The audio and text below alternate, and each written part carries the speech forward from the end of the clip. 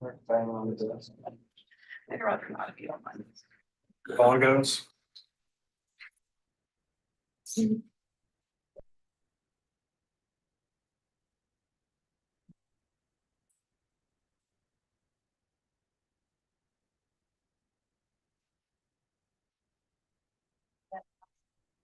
If you want more of this.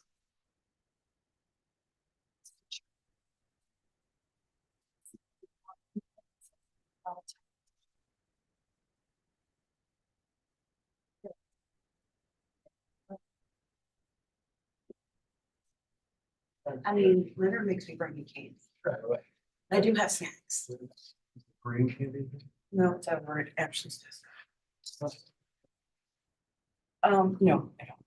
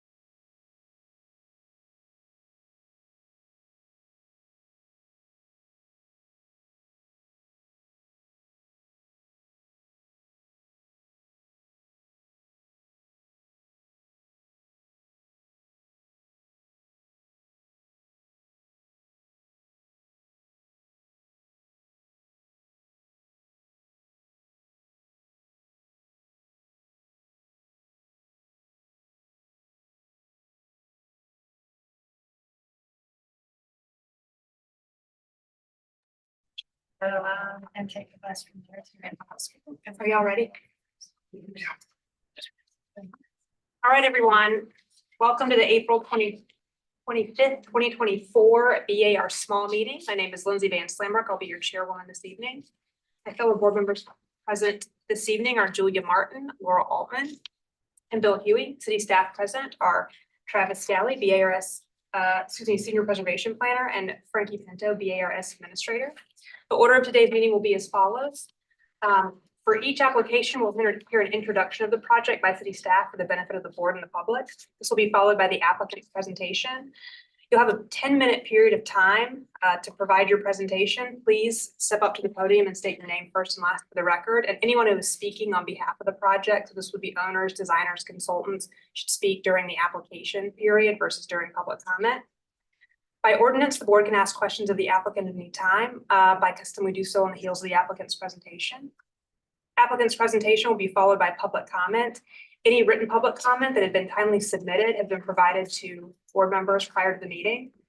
If you are speaking as a member of the public, I'll recognize you. Please approach the podium and state your name first and last for the record. And if you're a neighbor, please give your property address as well. It's helpful.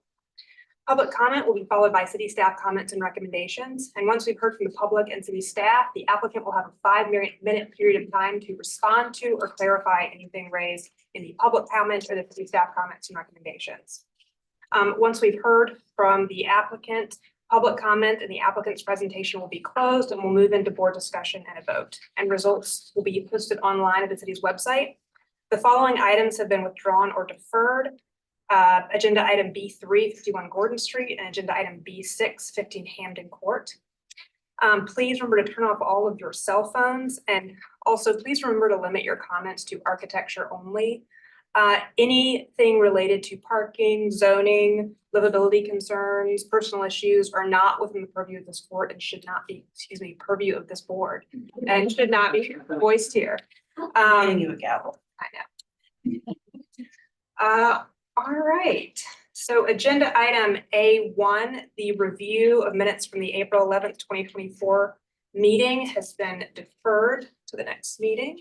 So we are on agenda item B1, 235 West Poplar Street. Frankie, if you give us an introduction and overview of the project, please.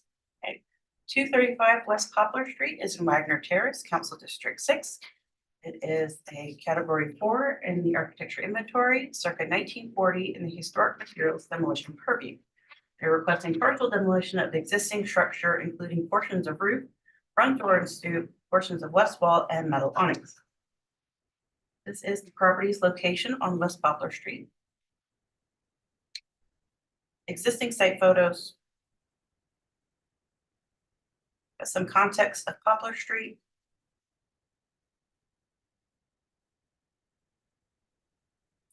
Sanborn map showing the history of the structure. And the architecture inventory photo.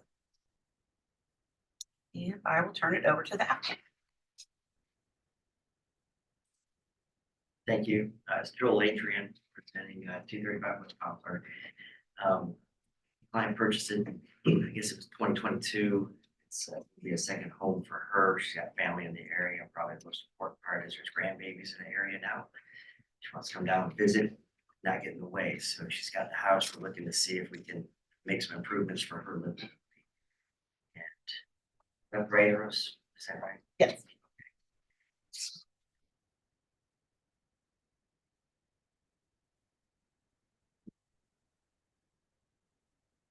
Just some general history on the property. It was built around 1940. I'm staying within the family until really my client purchased it. Go to the Sanborn maps. Sorry. Sanborn maps, I think, are pretty boring.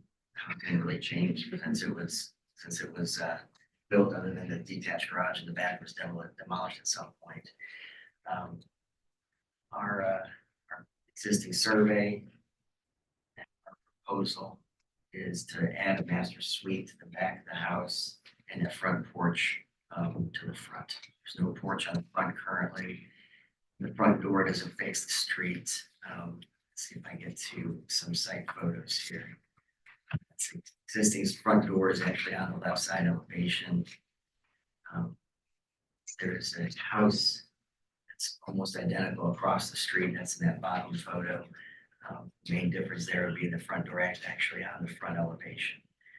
My client would like a front porch. Porches here are very important to the vernacular and lifestyle of us in the South. And so our goal was to try to preserve this nested gable feature, but add a front porch on the visible, the prominent elevation that you see from the public. So the concept was also, sorry, I'll go back here to the floor plans. You take the existing doors on the side elevation, you walk into that house right now, you got a foyer it's about 3 by 4.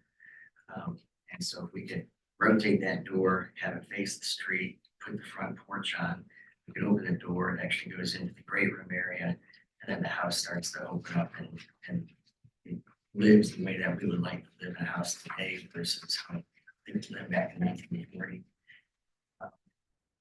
There's left side is our existing roof plan, right side is our proposed. And I think it's probably the most important above, obviously, is our existing front elevation. Below it is our proposed front elevation. Again, trying to maintain that double gable. We did put a little shed roof on the left side of the porch extension, but we feel like we've successfully maintained the prominent roof form that's on that front elevation. And the side, first little gable bump is an extension of that bathroom. And then the second one is the master bedroom, which is an addition at the back of the house, that double window. You can see that master bedroom addition. Really from there to the back is all new. I guess I'll just get that to you. Sorry, all that answer. Ask any questions, I'll answer. Any questions for the applicant?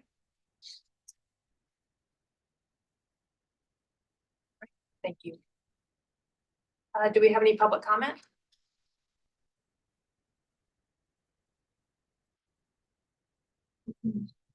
Laurel Day with the Preservation Society of Charleston. The PSC appreciated the opportunity to visit the site this morning, as well as the level of historical documentation provided in the submittal. It is notable that this post-World War II minimal traditional cottage retains its original form, which should be honored as part of this proposal. We ask that the scope of demolition be reduced on the front and west elevations to allow the character-defining double gable roofline to remain legible and the west wall to remain intact.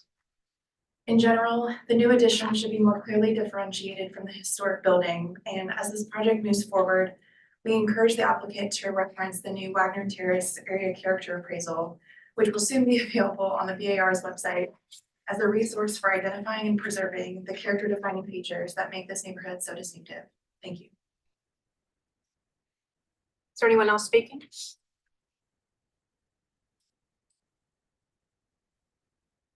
Hi, I'm Jared Nicholson. I live in Wagner Terrace. I am with the Wagner Terrace Neighborhood Association, even though I don't represent the association today. I'm just representing myself for separate reasons. I don't recall this being presented from the Neighborhood Association. I could be wrong, but I'm just asking, do we have, or was there neighborhood approval on this one? There was not yet. Spoke with Ms. Penny because I was going to apply to both BZACs. I need to extend non-conforming side setbacks. And that process, I reached out to Wagner Terrace. She said, go to VAR first, get your demolition approval, then do your BZAC. So after we got this approval, I'd be going to you. For BZA or bar? After I get the bar approval, I would go to BZA. Part of BZA's review would be it goes to the association first. Who recommended that? Ms. Penny actually. Interesting. Typically, we approve bar and zoning requests, so I guess, again, I can't, I'm just one person, I can't speak for the neighborhood association, I can't support or disprove it, but it's part of our process. And so if in the event these kind of events take place and the neighborhood association identifies that, Tara, our president, will write a letter of discontent and not of support for that. So just make that be aware. So, thank you. Is there anyone else speaking? All right. Frankie, if you give us any staff comments and recommendations, please. Staff had some observations. First, we appreciate the thorough history and timeline that was provided. Staff does not object to rear demolition since that portion of the structure is not visible from the public right of way, and we also don't object to the removal of the metal awning.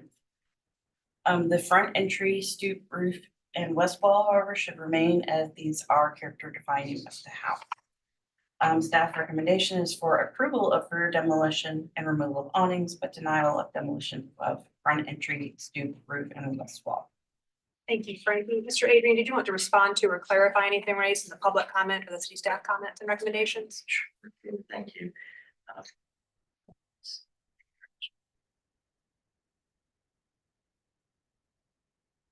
Frank, is there any way to get back? Oh, sorry.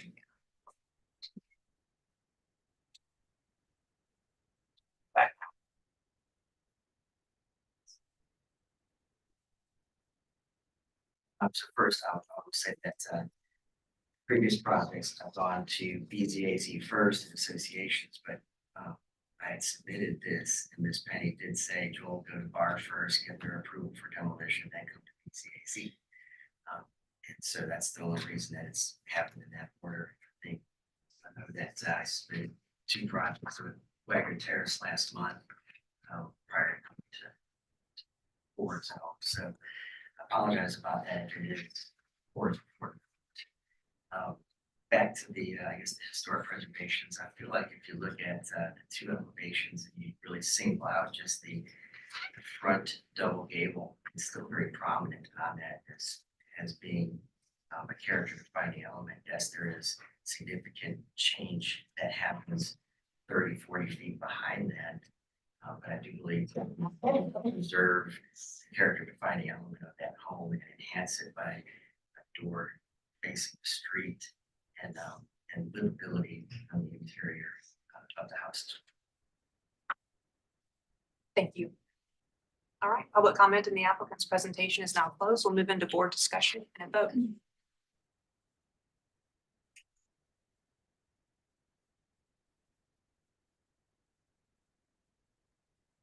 We're taking into account public comment. I have no issue with what's happening at the rear of the house. And I'm not sure I might be all right with what's happening on the west side with that bay projection, maybe. But with the 2 front gables, neither of them is preserved. I think they're both pulled forward, extruded. I think that the program and the goals of the project could be achieved without really changing those so radically. I think it's a deceptively cute, simple little house. So I think there's a way to create a little porch element in that corner. I wouldn't be opposed to demolition of the stoop if that were helpful. Yeah, that's my thoughts. I was having the same thoughts in terms of the stoop, like if there was an opportunity, like you said, to create some kind of more covered entry. But I think that that nested gable needs to remain more. Comments, and Julia, to your point about the bay, I believe it's a bay, maybe it was a little more diminutive. I think I could get my head around that as well. But I do agree with y'all's comments about the front. I have nothing to add. I'm in agreement. I was looking at the windows on this one. I think there's the proposal. I think that was an original window when we looked this morning. But I'm in agreement with fellow board members. We're keeping all the. So I was thinking, I would ask the applicant, is the intention to preserve the windows that are there, the historic windows? Yes. Although there's the double that's on that front gable, it does shift to the right. That door switch.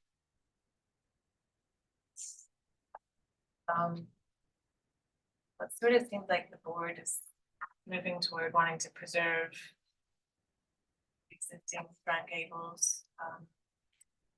and maybe considering the change proposed on the west side, just that bay extension.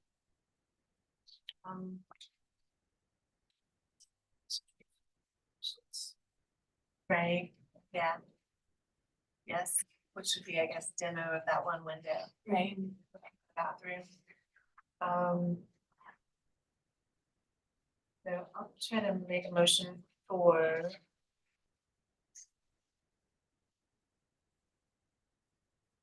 approval of of demolition of the rear addition. Approval of demolition on the west side, the window in the bathroom on the west side. Elevation. And approval of the stoop, if so desired. And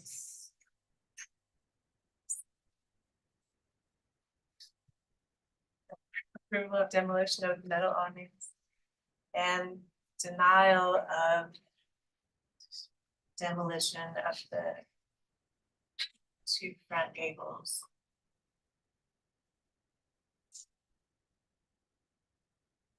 Do you also deny demolition of that? Well, I guess if you deny demolition of the gables, it would deny the window. Yeah. Side.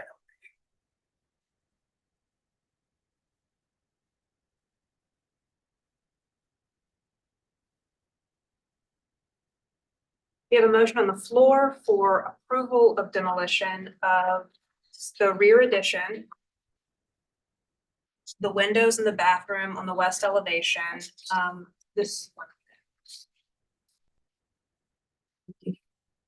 one window in the bathroom, the window to the bathroom on the west elevation, the stoop if desired, and the metal awnings, and then denial of demolition of the gables. The front gables. Do I have a second to Julie's motion? I'll second. Motion to a vote, Bill, Yeah, Chris. Julia, And there. Laura. Right in favor. Chair votes to the majority and the motion passes unanimously. Thank you. Thank you all so much. Okay, agenda item 297 St. Margaret Street. Frankie, if you'll give us an introduction and overview of the project, please.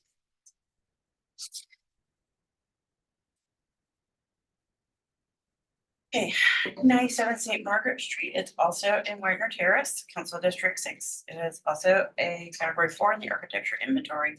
Circa 1949 in the historic materials demolition purview. They're requesting partial demolition of existing structure, which includes a portion of the roof. This is the property's location on St. Margaret. Existing site photo. Some context of St. Margaret.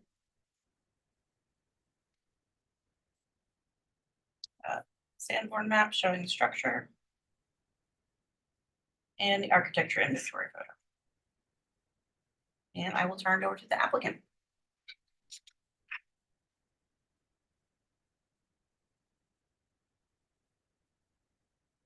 Hello again. So again, my name is Jared Nicholson. Bought the property back in 2013, 14. It's a small little cottage home, 1,200 square feet, and always been looking forward to the day of renovating the house and renovating upstairs and waiting until next chapter of my life. And so I got engaged Carlin over here, and we're trying to expand our home and expand our family soon. And so renovating upstairs allows us some more opportunity for growth and development. So with that, we want to put the dormers so we can open up the upstairs and put a couple of, I guess like a third family. All right. So as you can see, it's dormers just there is a I wouldn't say finished upstairs, but that's the floors, it's particle board, 7-foot ceilings. So a lot of opportunity for there to be renovations. It's just it's dark and we want to expand that opportunity. And so worked with the, our local architect, James Bishop, who is part of the neighborhood association and staying true to the neighborhood, to the history and so staying true to this home. And so in order to accomplish putting 2 bedrooms and a bathroom to take it from a 2-1 to hopefully a 4-2. This is will be the floor plan for the upstairs. And then really what the bar is for. So this is currently what it looks like, minus the upper right corner. I think it's just an error there, but this is what's being proposed. So two dog shed dormers with the bridge in between them allows 2 equally sized bedrooms on the front with the bathroom and the back rear on the right side. The questions we received when presenting to the neighbor association, why can you do this in the back of the house, preserving the historical appeal of the front of the house? The staircase going up to the 2nd story is on the back half of the house going up towards the left. So if I did put a dormer up there, it would just be making a lot of light for the hallway, and that doesn't really seem cost effective and beneficial to having 2 more bedrooms up there. So put them on the front. Did explore having just 1 flat roof line, and that really looked too modern and didn't really align with the rest of the historical significance of the neighborhood and the house itself. And so when Mr. Bishop generated these, we were just really kind of taken back by them, really enjoyed them. Neighborhood association really enjoyed the prints and really approved them unanimously. Really liked the gables that were generated there. I think that's it. Any questions for the applicant? Thank you. Do we have any public comment?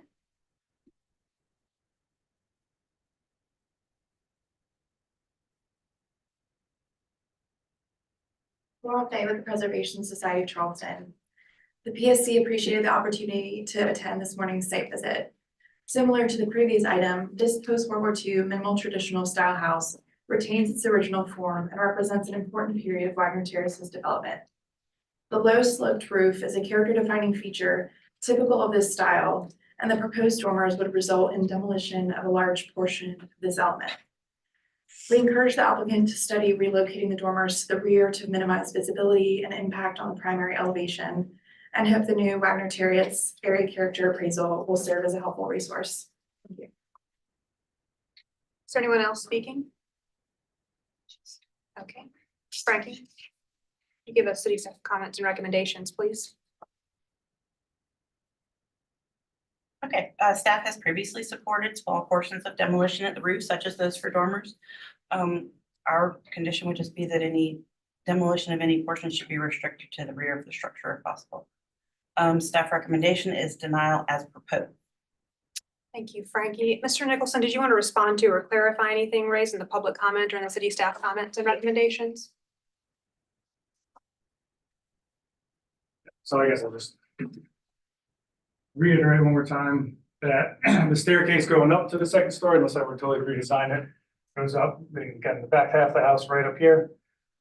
So if I did put the dormers on the back, again, it's just not, I could put 1 dormer on back side back here, but I mean, it wouldn't be cost effective. I mean, that'd be the case. I don't know, it just doesn't seem to make sense. I guess I request to recognize that we did try to go into the back half of the house and keep the front appearance the same, but that's just not in the cards for this house, unfortunately. So I would ask that you show some leniency and flexibility, recognizing that they go through the neighborhood association and got neighborhood approval as well from the supporting neighbors. So, thank you. Thank you. All right, public comment and the applicant's presentation is now closed. We'll move into board discussion and a vote. I was just trying to remember, 79 Hester, I think, is where we pretty recently approved dormers on the front of a similar house. Hester. I'm glad you remembered the address. I knew it was one where we had.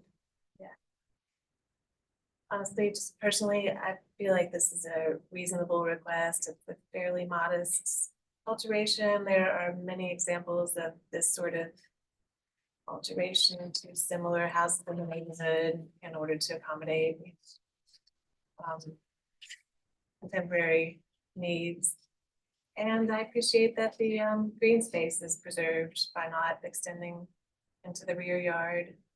I think this is a relatively thoughtful dormer design that accommodates the little roof over the entry, and I'm okay with it. I'll also say there's this, the asphalt shingle roof. If it were turned metal or something, I might feel really differently, but that's where I.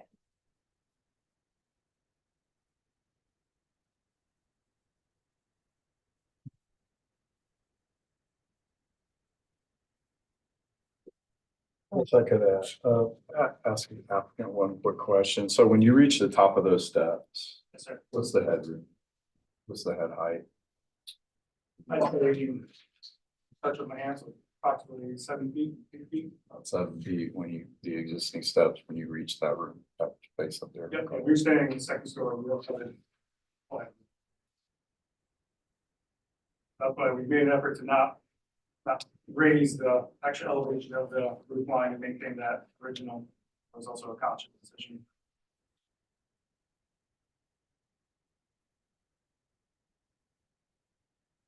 I'll say, I think this is a more sensitive approach than others that we've seen. Removing large portions of the roof, and Julia, you raise a good point that this is not, roof material is not original to the home, so. I'm okay with this particular demo request.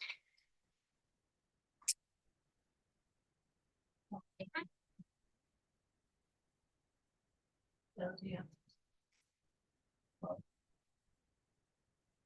So I feel a little better about it if it didn't have that bridge in between, which is really sort of overtaking the presence of the roof form in the front. You know, if there were individual dormers, and not even say to entertain the addition of a rear dormer in conjunction with those two dormers.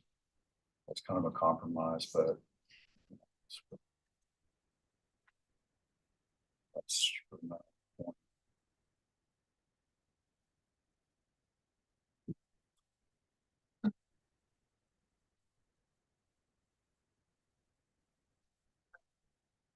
Julia, did that sway you, or do you want to make a motion?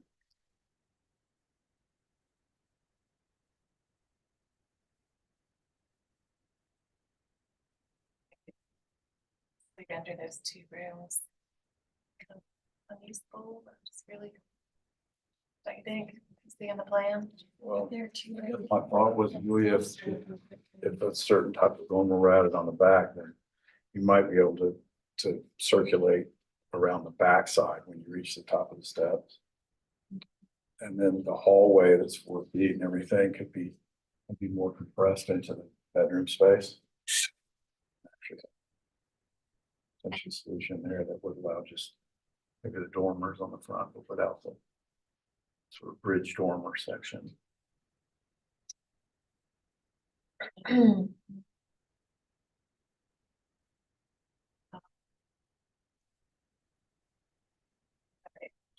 Because I know there are examples of that bridge nearby. Doesn't bother me that much. If you want to make a motion, you can. So go ahead. I'll make a motion for approval of partial roof demolition as submitted. All right, we have a motion on the floor for approval of partial roof demolition as proposed. Do you have a second to Julia's motion? The motion to a vote. Bill, Say nay opposed. Julia, In favor. Laura. Yeah, in favor. Chair votes with the majority, and the motion passes 3-4, 1 against. Thank you. Agenda item 3, 51 Gordon Street has been deferred by staff. Agenda item 4, 141 East Bay Street. Frank, can you please give us an introduction to this project?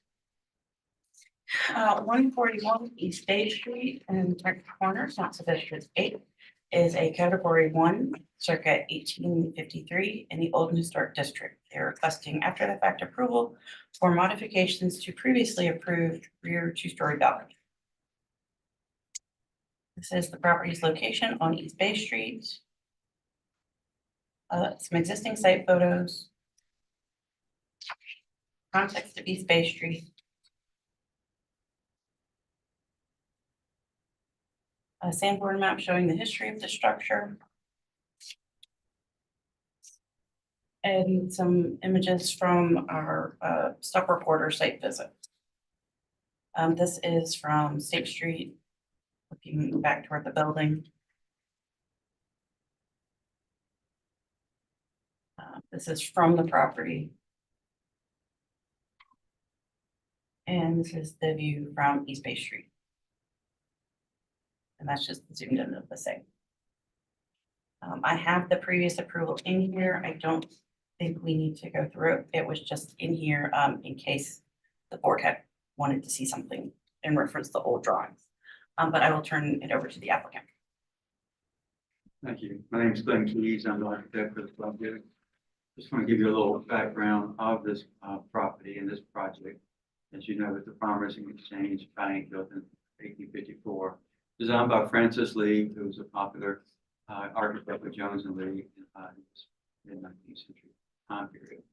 It's an unusual Moorish revival style building, and it became a National Historic Landmark in 1973.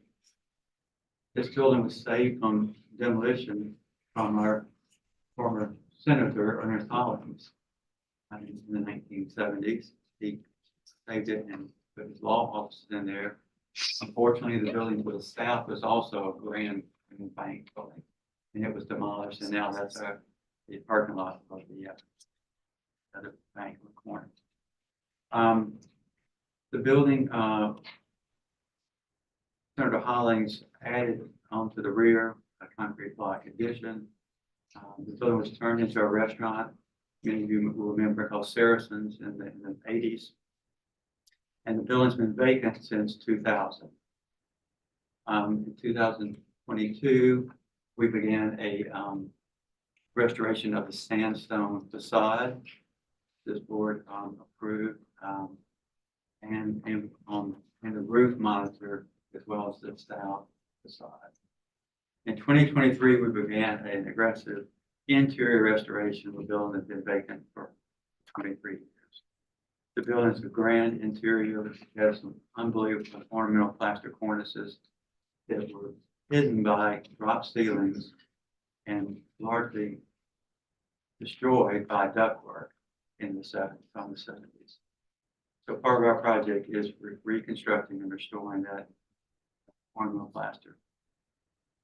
During our construction, our structural engineer determined that the 1970s CMU walls were not filled with grout as is common today. We needed additional strength to support the new balcony, and we added CMU walls for shear walls for the needed support. Obviously, we should come back to the board. That's my mistake, my mistake. It just kind of fell through the cracks during our construction, and I do apologize for that. I want to show you our proposed change. So visibility, you can see the red. The design of this rear addition is ornamental iron. And the second floor balcony, which is what's visible, it's going to remain as it was. The substrate on the ground floor is the concrete block walls, but they will be covered with ironwork as well. But you can see it's a challenge to see this from State Street. What you see there are the columns that you see are for the substrate for the iron balconies. The south facade you can see obliquely from the very corner of the parking lot. And then between the buildings, other side of Penn State, you can see it will be the upper part of the balcony as well.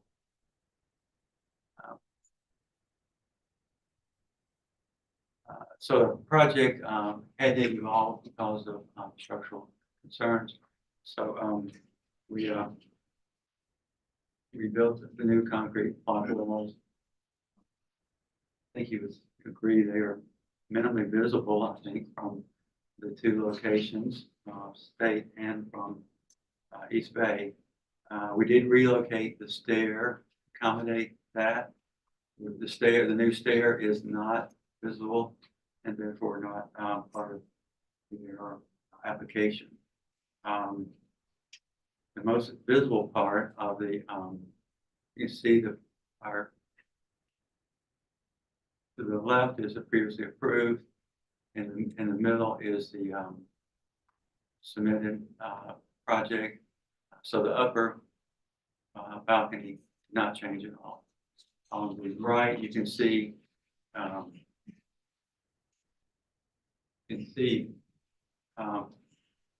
this is a 9-foot brick wall, garden wall behind 10 State Street. So the only visibility, and this line right here is the edge of 8 State. This is the edge of 10 State.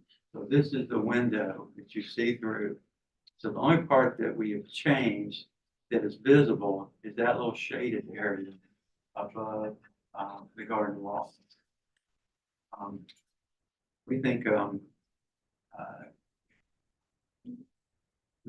visibility of this is so minor that we think it's a reasonable solution for our construction concerns.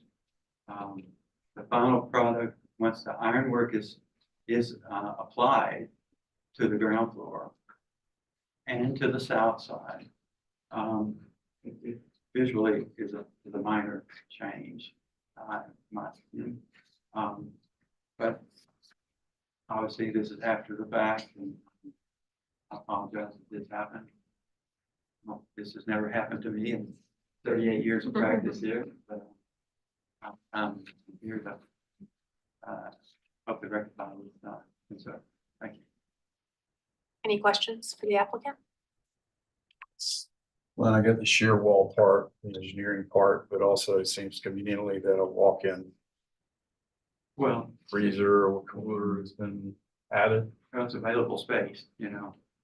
So was that the dog and the tail, or the tail and the dog, or was that something that? Well, it started as a structural repair, Okay. and then said, well, we got this space, we should use it, we're moving the stair outboard. So obviously, it's a restaurant downtown with very little space for all the back of house stuff that's required in a restaurant. So we said we better utilize that space. And you're proposing that ironwork just be applied It's directly applied. over the stucco The stucco, wall. right? And all the stucco to the left of it, sorry.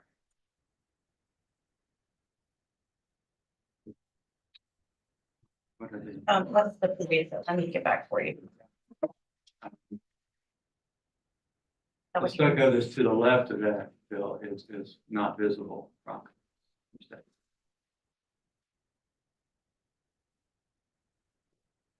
Is the addition shallower than it was previously planned? No, same footprint. Okay. The stairs are pulled out. There.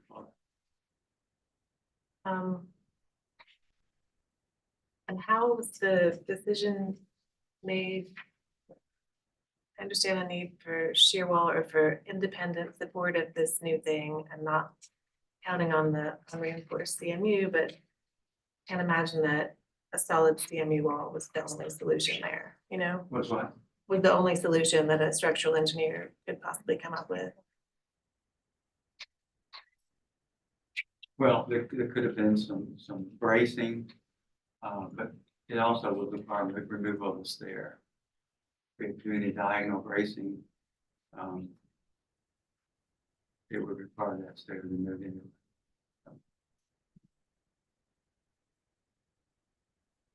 So it just kind of evolved as most things do. And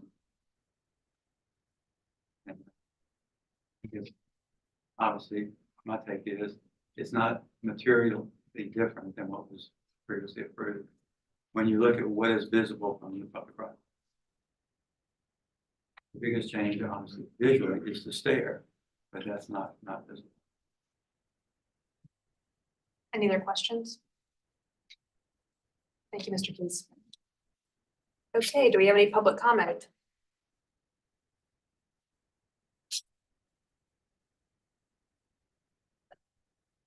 I know we have public comment. Who's first? On this. Mhm. Yeah, I had a question about, there's a slide. Would you approach, please? Thank you. Hi, my name is Derek Niederman and I live on State Street, a few doors down.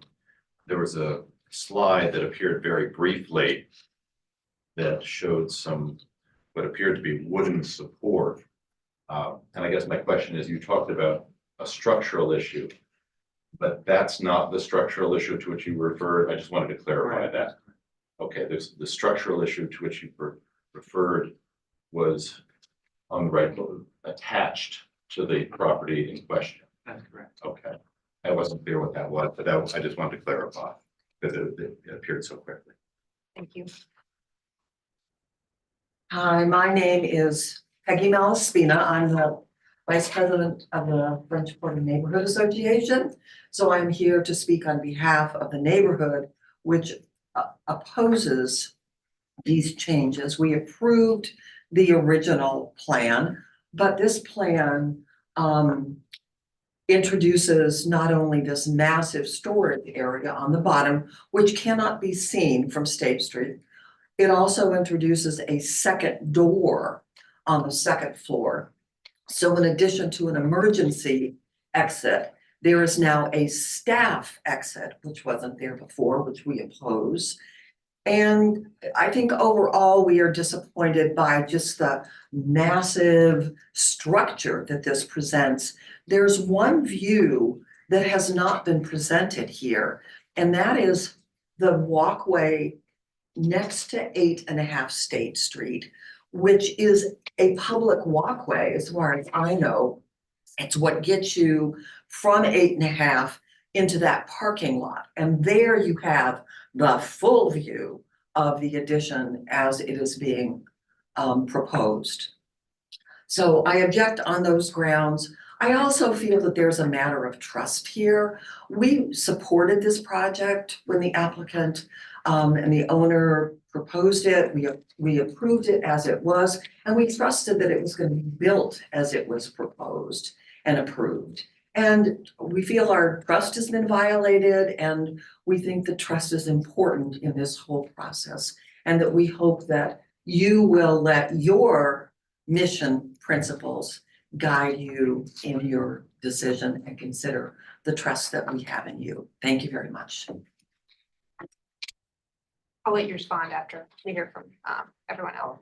Yeah. Yes, please approach. My name is Sean Moran. I'm at 14 Queen Street. We're neighbors. Everything Peggy said, I agree with.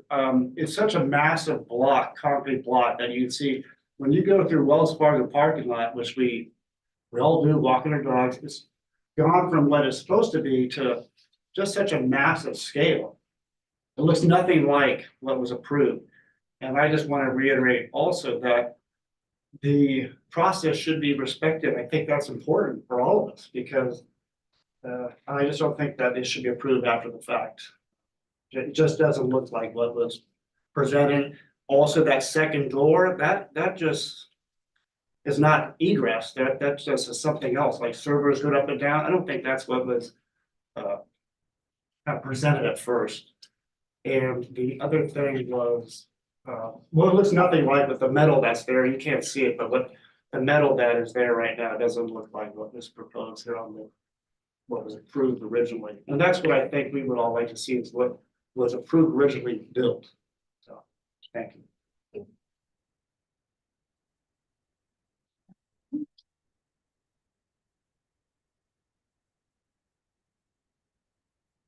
I'm Elizabeth Sad. We live at 10 State Street, directly behind 141 East Bay. And we're the ones who brought this to the bar's attention, the difference of what is being built and what was approved. And we did that day. Travis and Frankie immediately put a stop work order on it, which I really appreciate. They were very fast about that. And it gave us time to review what was originally approved. In this drawing, Glenn shows the approved west elevation has 2 doors. That's not the case. If I believe Frankie has a graphic of it where it only shows 1 door was approved. He shows that 2 were approved up there and there were not. So we have no problem. We know there needs to be emergency egress up there, and Glenn kept calling it a balcony. Well, this is not a balcony any longer. A balcony juts out from a building with supports. This is a solid structure with a deck on top. And he talked about engineer telling him that. I don't know if there's an engineer's report. Have you seen an engineer's report? Has he submitted an engineer's report about that? I think that should be required, or should have been required, but he also should have come back to you.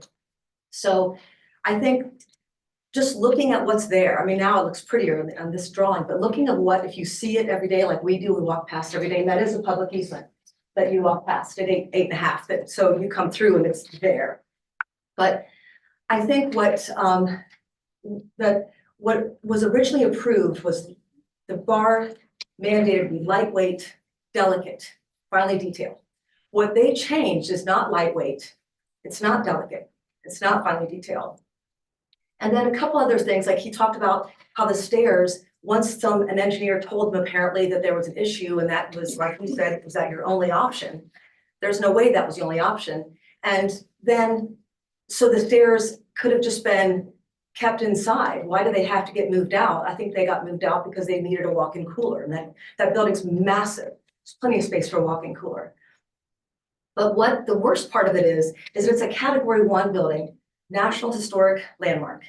What was done to this building? It was egregious. It disregarded the bar. It is very insensitive to the beauty and the history of this building. It's grossly insensitive. And I request that you deny this and ask them to build what the bar approved and what you all approved. Thank you.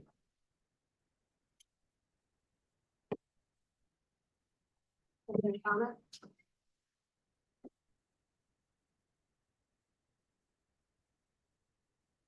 April Wood, Historic Charleston Foundation. HCF has reviewed the application for after-the-fact approval for modifications to the previously approved two-story rear balcony at 141 East Bay Street. We want to be on the record that we are not in support of after-the-fact nature of the request. Furthermore, the proposed location of the rear stairs abuts the historic rear wall of 10 State Street, HCF easement property.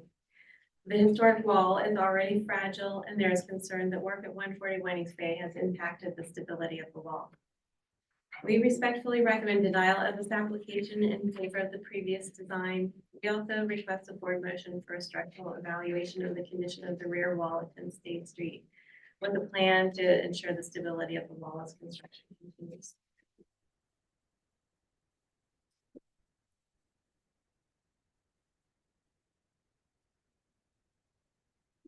Laurel Bay with the Preservation Society of Charleston. The PSC appreciates the applicant reaching out to us to discuss this project. We are sympathetic to the neighborhood's concerns with this proposal that did not have the benefit of public review. After the fact requests are always unfortunate, and we encourage the applicant to work with staff towards a solution that more closely matches the previously approved design. Thank you. Any other public comment? Okay, Frank, you have to give the city staff comments and recommendations, please. Oh, right after we hear from Frank. Then I'll let you respond.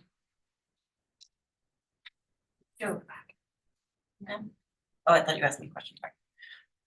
Staff had a little bit of a timeline for the board. Final review by staff was approved in January of last year. Excuse me. The project was approved by the board in January of last year, and a permit was approved by our staff in April of last year. We understand that there was a conversation with Mr. Pope to discuss the need for a shear wall, though I don't have documentation of what occurred at that time. Staff ordered a stop work order March 8th for work exceeding scope of permit, and a second stop work order later that month for continued work. An additional stop work order was produced by the building department for work without a permit. The alteration has been documented as visible from both East Bay Street and State Street. The previously approved design was delicate, lightweight, and nicely detailed. The curvature in the roof, it was elegant and reflected the curved elements in the front facade. Altered design has lost this delicate element. Previous motion included a board condition to ensure structure is delicate, lightweight, and nicely detailed. Excuse me, I have a comment in there that was supposed to come out. Just a note for me to add slides. Staff condition for approval was that the addition should return to the original approved design. And staff recommendation is denial of after the fact changes. Thank you, Frankie. Now, Mr. Key, you can respond to or clarify anything raised in the public comment or the city staff comments recommendation. Yes, just for the record, that, alley between 8.5 and the bank is not public. That is a privately owned by 8.5 State. There's an egress easement through that just for the restaurant. So it's not public, so no one, that's not part of the public view from a public road. Elizabeth is correct. We did add a door on that second floor. It's not required. We can get rid of that door. That's not something we have to have. The metal posts that you see are the same in either design. They're hidden. They're hidden within the ironwork of the. So the upper floor, everyone talks about the delicate nature of the previous design. That is not changing on the upper level, which is what's most visible. What's changed is that the ground floor level, which is minimally visible, and that's from East Bay and State Street. So I think people are being are not understanding that what they see now, they're not going to see any of that when the project is finished. Those steel posts are buried in the ironwork. The concrete block wall will be stucco to match the rest of the building. The ironwork will be applied to that on the south side and the west side. I think the delicate nature of this people talk about is primarily the second floor. That's where it's all so elegant. And none of that changes. The slope of the arc, none of that changes. Exactly as the previous approved plan. So what we're really talking about is, and you saw that in one of my drawings, how little the window is of actual visibility on State Street. So the rest of that is not visible, and that's not visible from the public right away, not part of this. So I disagree that it's unattractive. Obviously, it's my design, but it was came out of a need to change during construction, as happens in almost every construction project. And we try to pivot and come up with a good solution. I think we have, and we would ask for your approval. Then would you be able to speak to the issue of the rear wall at 10 State Street? And how close is the new stair going to be? And is there any? The wall at 10 State is in really, really bad condition and has been for a long time. We put some shoring on that wall, temporary shoring, because we had to put in a grease trap. So we were digging 5 feet from that. This is a matter of the practice. We put up the shoring. We discussed this whole matter with the owners and before about this is the time for you to repair your wall. We had great photographs of this wall before we even started work. That wall is in really poor condition. And when it falls, it's going to fall into the yard of 141. That's the direction it is. So we became proactive to make sure they decided they did not want to repair their wall, that we were going to protect our property and shore it up. And then we would have offered that with this new stair, we've asked our engineers to stiffen that stair so that we can be a buttress for that wall. You need to go see this wall. It's pretty frightening. And it's going to fall on us. So that's what we're trying to protect the property at 141.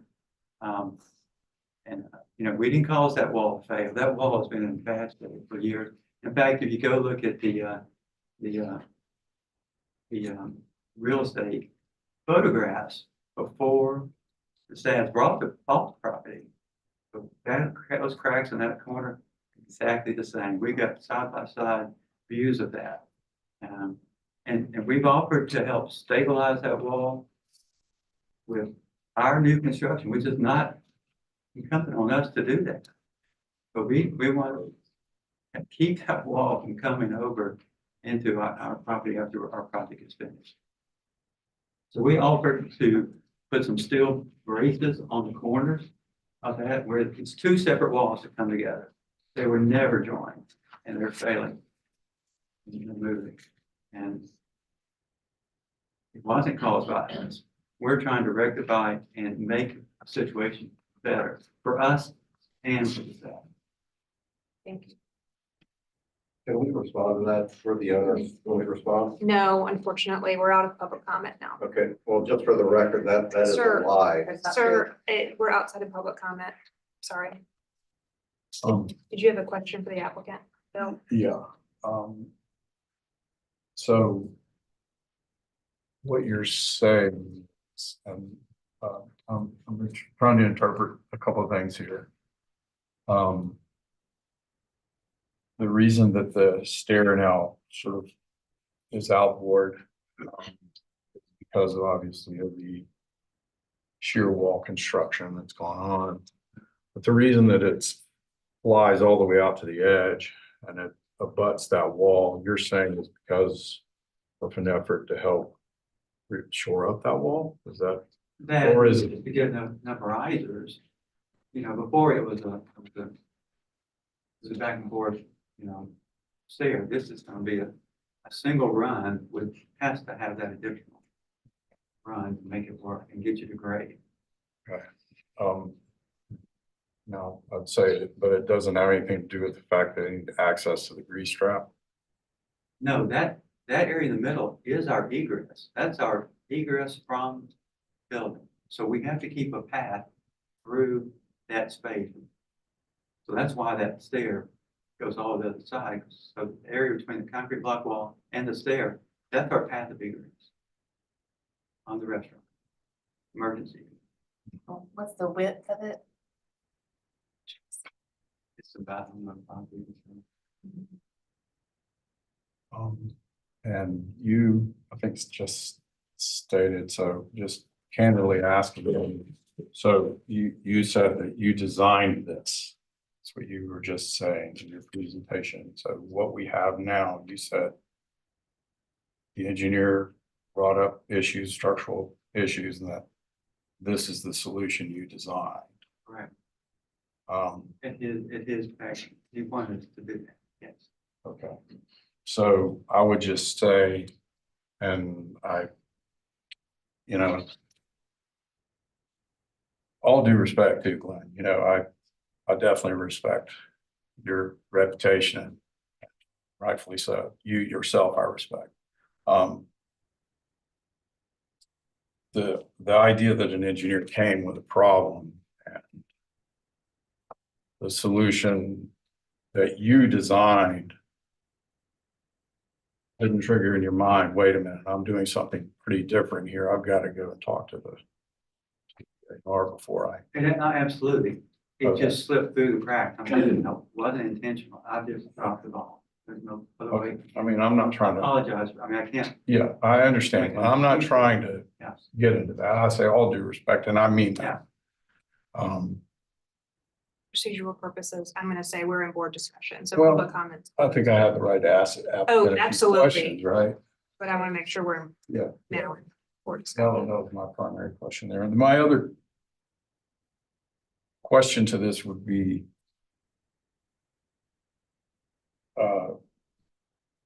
and I would like to see whatever the engineer came up with, because there is a little bit of a difference to the design. It's not the exact design that was presented and approved before, because we now have the introduction of structural steel columns on the second level.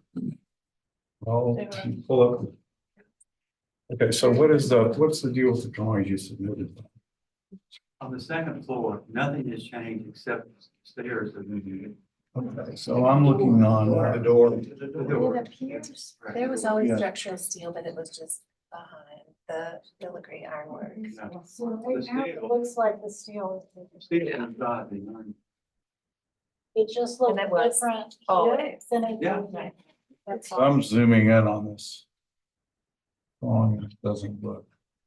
I don't see the way the structural steel in the drawing you submitted, this sheet, but I unfortunately this, You want me to zoom in on the big screen? yeah, can you zoom in? Well, I have the steel shop drawing, be glad to submit those. I appreciate it. I'm trying to unravel Yeah. some things here, Glenn, just, that's. Is that what you want done? Yeah, you know, there's nothing here with this type of weight to it. So now these are panels inset in between structural steel columns versus here, there's no weight of structural steel shown, which, well, filigree to filigree. I agree, it's inconsistent in the drawing, but we can't support that ceiling, that roof with that filigree behind it. We have to have structural Okay. steel behind it. But it's encased. Okay, I'm just trying to unravel. So Frankie, you said you have the drawings that were approved. I have the permit set. And that's fine if it was that way. I'm trying to get my head around what we have and.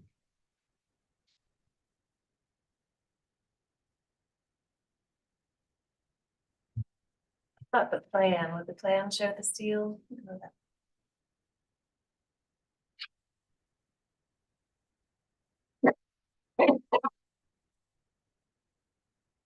I think I remember talking about that plan, but I'm just looking for it on your plans. Got the site plan. And these are the only other plans included on that. Zoom in on that. Tell when she back or No, that right there. So, is that? Where I don't see it. It's not on that drawing. It's on the shop drawings from the steel factory. But they designed that, they were responsible for designing that structure. Is it on plans before? No, This is the permit. it's permanent. I'm looking for like floor plans. I thought it was just sort of behind the filigree. Yeah, it is I behind. don't know, I just get the sense that the engineers kind of came in and they do what engineers do. I mean, no slight if there are any engineers in here, but I don't trust them to design things really aesthetically, you know, they make things strong and they make them stand up. And we all need them, but I don't know, I feel like maybe the engineers have driven a lot of this. And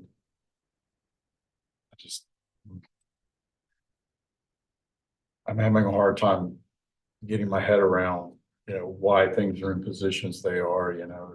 For example, you've said that this, you can go back, Frankie, to the rear elevation.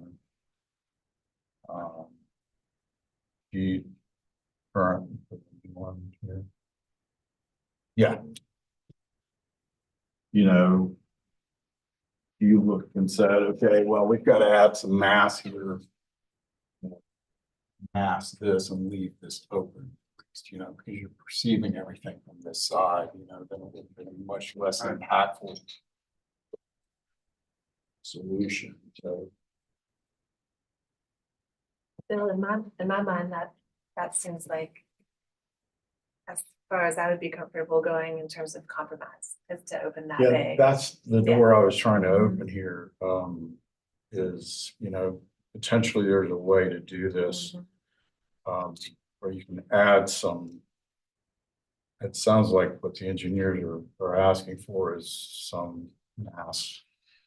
For stability of the building. In conjunction with the steel frame that would be on the last bay. Yeah.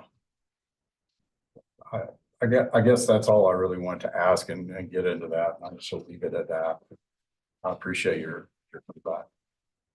I will say that verified on the county website that is not a public right of way between State Street and East Bay or the parking lot.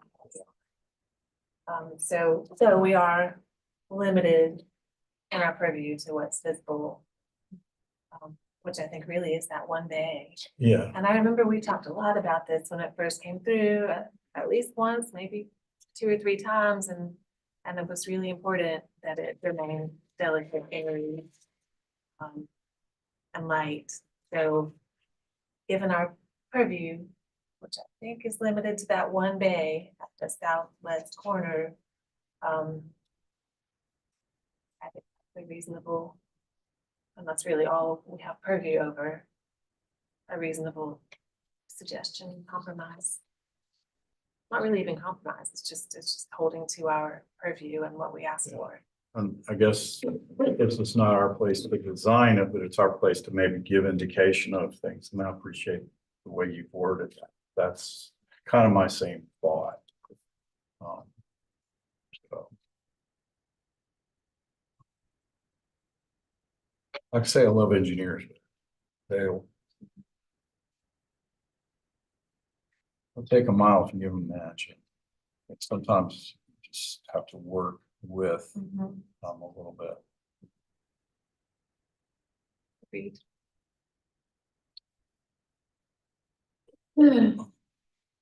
So we are dealing with what we have in front of us. I would say I agree with staff recommendation. Bill, was that a motion? I'll just see if anybody else can say.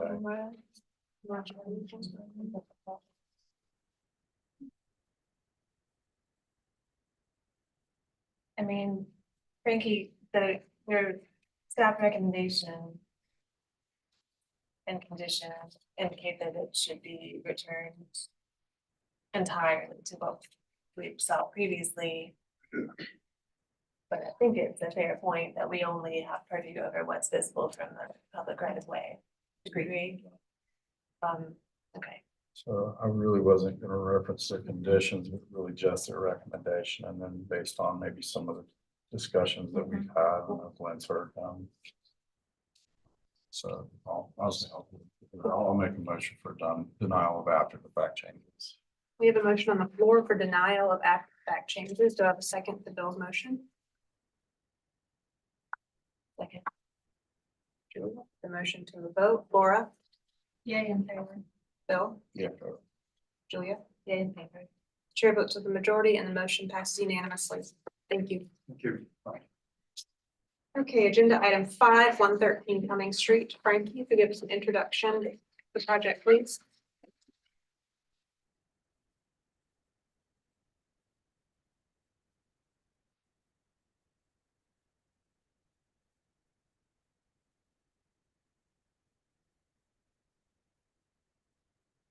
Okay.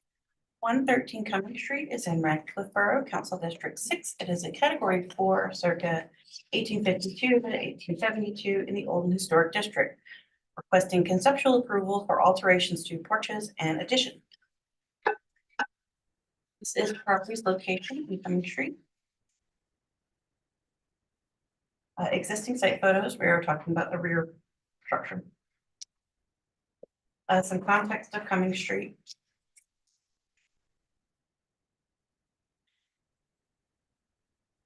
And more maps.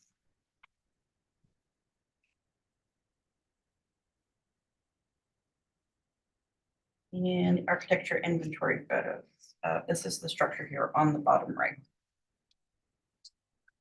And I will turn it over to the applicant.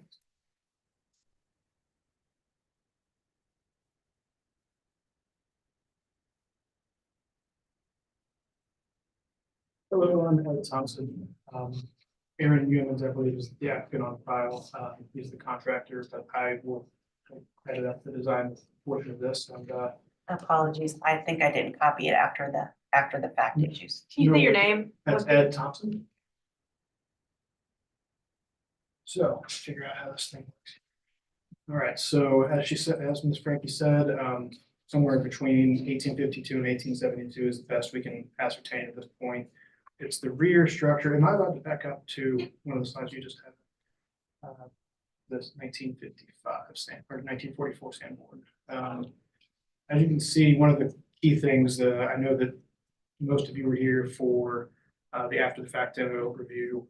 And having pushed past that, obviously with an approval for the porch demolition, but I believe the opinion was that we would keep the roof as is and place the roof as is. That's part of what I'm going to get to here, but just as of note that there are key components, even as of 1944, when we look at this map, that are not present and can be dated to sometime in the future past this date, but not with exact documentation.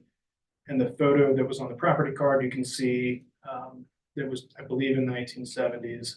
In that particular instance, you can see that there is an addition at the rear. I can't move. So there's an addition at the rear of the rear structure that is not present on the Sanborn map, and that's part of what we're going to get to here. Go back. So this is a photograph of the porch as it was prior to its demolition, which we've already gone through. Can't see it all the way in this photograph, but one of the things I'll get to in a moment is that there was sometime after the 1920s, we believe, some work done. It's not documented with the city, but some work done on this front wall where windows were replaced and are different from the rest of the windows in the house. And then on the left side of this photo, you can see this bathroom addition. It's approximately 8.5 by 7. And that appeared sometime after the 1940s. It's not visible on any other maps. Aerial images from historic aerial images it's not visible on there one way or the other. And I should not go too fast, but just kind of another view, you can see the state of you can see the top window in the center there where the sagging had occurred. And the structure itself had been renovated and repaired, probably without permit, dozens of times. Lots of work is visible. Once the demo did occur, you can see quite a bit of that, and I believe some of that should be here ahead. This is a rear view of the structure, so you're facing Cumming Street in this image from the back of the lot. So one of the things I prior to this career, I was with the Charleston Fire Department for a number of years, and although I never did fire investigation as a core job, certainly learned a lot about it and was really interested to find just some of the history here. This is an older building, but this is why we believe the front wall of the house did have some modifications at some point in the past. We were able to find, after the interior demolition was done, some spots where you can actually see, and it's kind of hard to see this on the screen right now, but you can see clear evidence of charring. It's a balloon frame structure, despite all of its modifications over time. You can see where fire started on the first floor, and as it does in balloon frame structures, it tries to jump right up to the attic, almost skips the second floor, and that's what there's a lot of evidence of here, especially towards the front. So again, some more images of the charring. You can actually see where it didn't quite get, it got stopped early enough that it was able to, you can actually see where the charring occurred on some of the wood, some of the lumber, and was protected by cross-laid lumber over it. There, thank you. This is after the demolition. Floor systems were different, to say the least. There were spots throughout the residence, from what I've been able to see after the demo, that were the head height, the plate height in the house was pretty untenable as it was, and that's part of where we're hoping to raise the elevation to a standard modern plate height as we go about this. But I believe we're going to be increasing roughly 3 feet overall height, but this component, but that was also covered with BZA. And we're perfectly in the clear with it as it stands on their end. So there's where you can kind of see we believe there was, based on how the header looked on the inside, this wall where these stairs led up, we believe there was a door at the location at the top of those stairs. It's kind of obvious on the other side as well. You can see the windows. You can kind of see it in this picture. The windows are a little off center. Out of every window, there would be move, any window that would be moved, these, I believe, are the only two that would be moved, and the bottom one is the only one which we would seek to replace, and it's certainly replaced after, well after the rest of the structure was built. So then quickly to go through the bathroom addition, which occurred at that southwest corner at the back of the structure. It's not visible, as we said, on any of the maps that we've been able to access, and doesn't seem to appear until the archival photograph during the survey in surveys in 1970s and 80s. The bathroom is the component we're talking about on the left here. There are some elements that are structurally insignificant, inferior to the remainder of the building, although it's in such dilapidated shape that it's kind of hard to make that case, but there are some telltale elements of that. Hopefully, as I progress here, you can see obviously the trim. The trim work and some of the corner boards are warped. Some of this seems to be a result of craftsmanship, or one could say the lack thereof, and some of it as settling was I believe was category 4 as well for this. As I go through all of this, the one thing I wish I had included previously or earlier was that almost none of this, very few elements of this are actually visible from public right of way. And so that's looking into the bathroom section. Both of them were bathrooms, apparently bottom and top, and that little L-shaped bump. Mr. Thompson, we've got about 2 minutes left. Okay, I'm gonna speed it up to the Yeah. part that matters then. All right, so real quickly here. Hey, there's one. The photos I'm gonna cycle through here start with the bottom, and we're gonna go clockwise. Just to quickly show you the public right of, this is the view from that bottom arrow. So to the right of 113 A and B, you can see the yellow house in the back. This is looking through underneath 113 front house. You can kind of see some elements from it. This is about the most you'll see of it from the street. This is from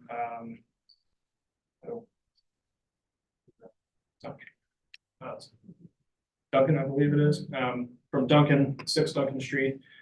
You can't really see much there. This is on, oh man, this is the street that I never pronounce right. Thank you, whoever that, thank you. The sport is, there's a lot of shrubbery, but it's also unoccupied lot. And so we are zoomed in. Thank you. Quickly here, gonna scroll through. I think we kind of understand where we are. So here, this is kind of a footprint comparison of what was previously there and what we're hoping to do. The goal here is going to be to add a small area of livable space between that, what was previously the bathroom, and to expand the existing, or to expand the footprint of the porch that was added at some point, and make it more in line with the neighborhood. So this is facing north. We're facing in the northern direction from this perspective. We're essentially, we've not diminished any area of the previous porch, but we've tried to bring it in line within the character of the neighborhood and surrounding houses, adding shutters and making a small addition to infill the space here. Front view, again, this would be minimally visible at this angle, but these windows, you can see we've centered them, and as we go through the process of repairing the exterior. Rear view, at this point in time, there's no way of visualizing this.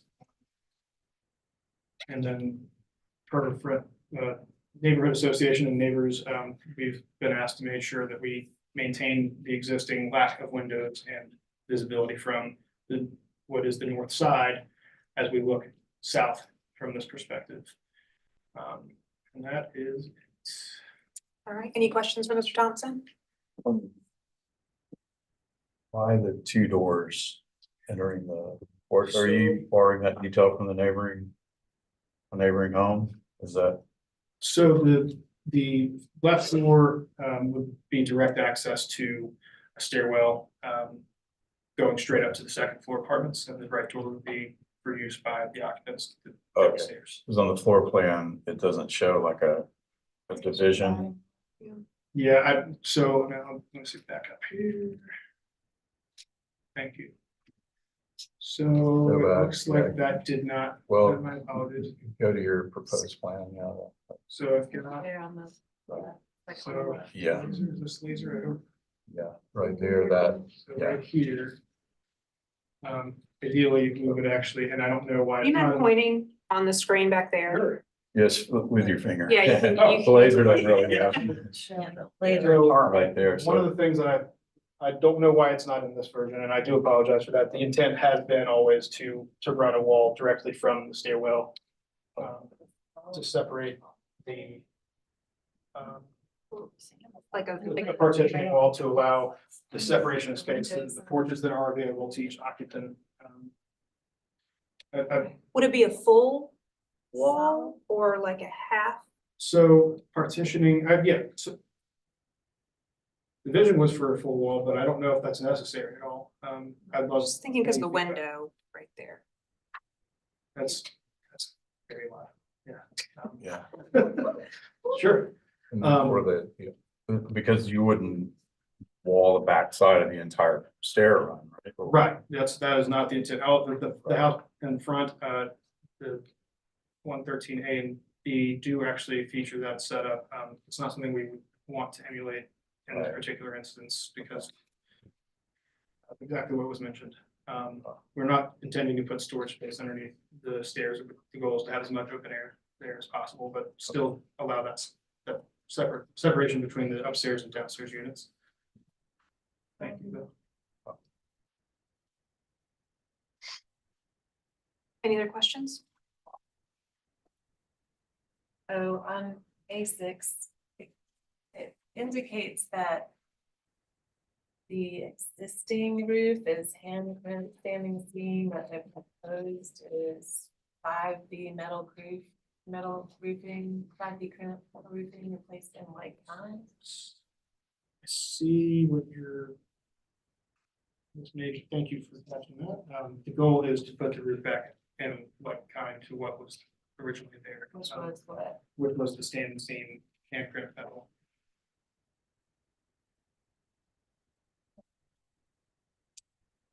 And you're altering, just to be clear, you're altering ceiling heights and roof pitch and essentially stretching this whole structure up about 4 feet.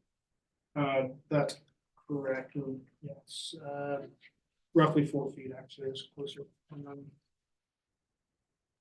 So in order to obtain as close as possible to a rough 8-foot ceiling height, just the objective was to get that for both floors, get to that standard height for both floors and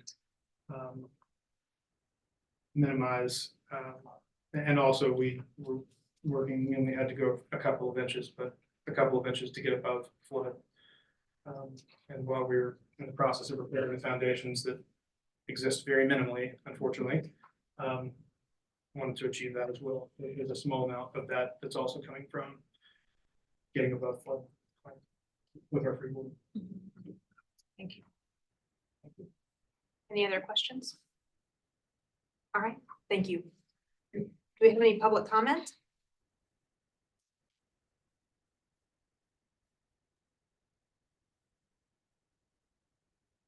Laurel Bay with the Preservation Society Charleston. In keeping with our previous comments, the PSC remains concerned that this would significantly alter the building's footprint.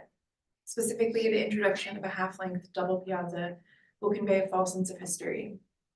It's also unclear whether the roof will be altered or replaced, as proposed drawings show a slightly higher pitch and mention both a previously approved standing beam handprint metal roof and a 5B metal roof, crimped metal roof. So we request clarity on this portion of the proposal, which sounds like that applicant has just given us, so, thank you. Any other public comment?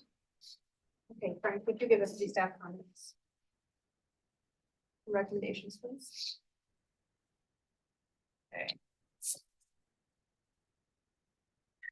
Staff observations, the proportions and composition are more appealing than the previous porch's design. Staff appreciate that we didn't feel that the proportion was trying to mimic a single house due to those proportions. Staff appreciate the reorientation of windows on east elevation and that the proposed windows are sympathetic to the front house. Staff recommendation is conceptual approval with final review by staff of permit documents. Thank you, Frankie. Mr. Thompson, did you want to respond to or clarify anything raised in the public comment to the city staff comments? And you don't have to respond if you're happy, but you have the opportunity. Okay, thank you. All right, public comment in the applicant's presentation is now closed. We'll move into board discussion and a vote. Well, I would tend to agree with staff that the proportions and composition are more appealing than the previous. I would go so far as to say the whole previous building, because in my mind, it's like preservation, and I don't mind at all that the house is elevated for FEMA reasons. But when you're changing ceiling heights and roof pitch, and it almost seems like rewarding the fact that so much of it has been demolished, you know, without permission. So they have essentially a blank slate to do what they want. So that gives me pause.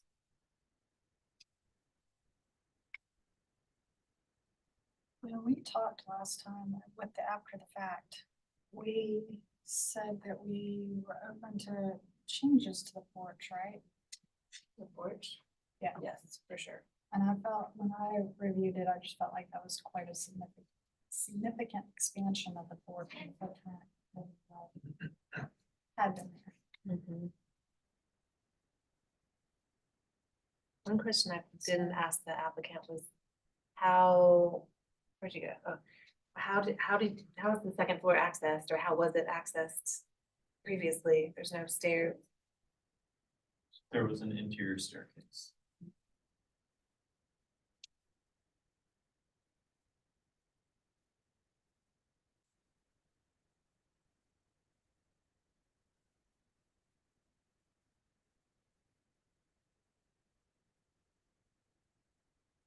I think what I'm seeing is, couple things,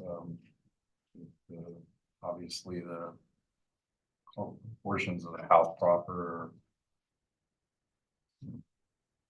I mean, they look good. It's proposed, the porch though, with on the plan, the columns of the porch basically meet right up to the corner of this sort of expansion addition in the back. And on the elevation, it looks like it's a depiction like there may be some little reveal of sorts there. And I know it may be limiting to what I would suggest, maybe limiting to the seat ability, if you will, the first level of the porch. But I would really like to see that if that can be narrowed to actually narrow the presence of that. I hate to use the word piazza because we're into, I think that was the comment Laurel made, as we're sort of getting into a sense of history here, but of that porch, to narrow it a little bit, pull it off of that corner, and maybe go to a single door.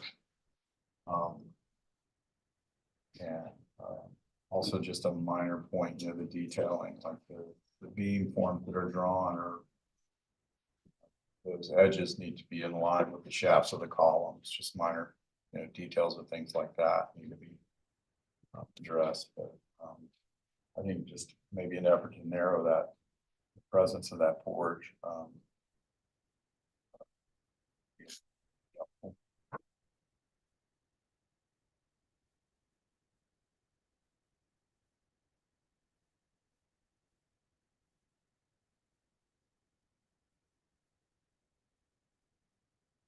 why the.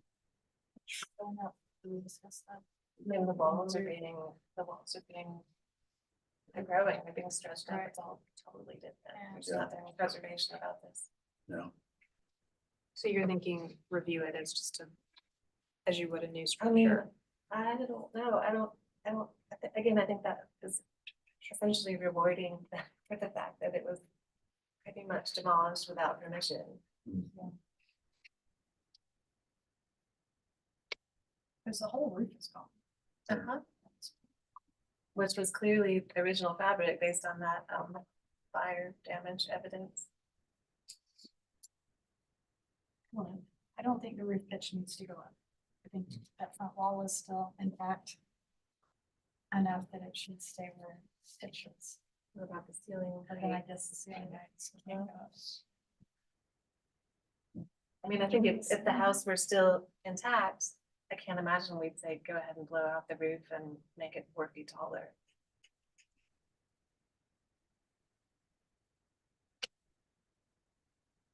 But I can see that the proportions are better.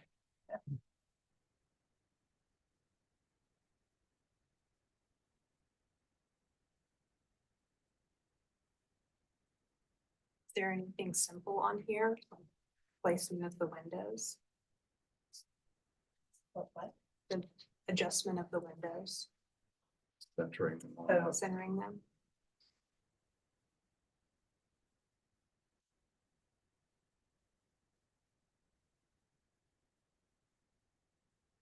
The question is, I think, getting around to Julia's point, are we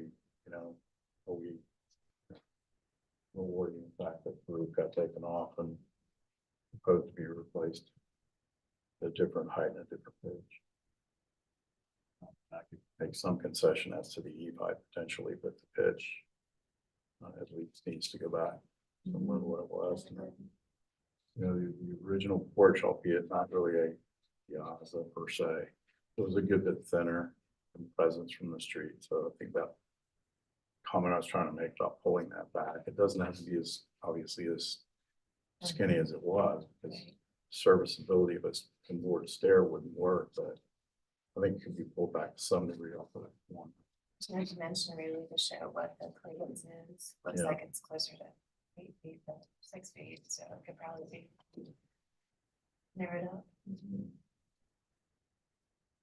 So maybe a referral to restudy these items and have a new look at this. So if we laundry list the items that you guys would like to see restudied, I would be attention of the original roof pitch. But did you say anything about the eave height proposed or? Work with that, within the existing roof pitch. And then reduce, It's hard because there's the width not of it. much fabric left, but that front wall is still there. Mhm, Granted, it might be all new wood mhm. on that gable wall, so Mhm. maybe it's not really historic anyway. Pitch. It is based on this photographs that I did. Okay. Original roof pitch, reduce the width of the porch. Yeah, I mean, I want to make sure we had all the points, but does that sound right? Okay, so I'll make a motion for referral with board conditions that the applicant retain the existing roof pitch. The board will entertain the adjustment of the eave height, but to retain the existing roof pitch. To narrow the presence of the proposed porch off of the proposed back or corner of the proposed addition, if that makes sense, a lot proposed in there. And I believe in narrowing that porch, probably looking at a single door. A single. Consider eliminating the second door. And single eliminating the double doors on the entry to the porch to a single door. Like to see those items restudied. That's the next proposal.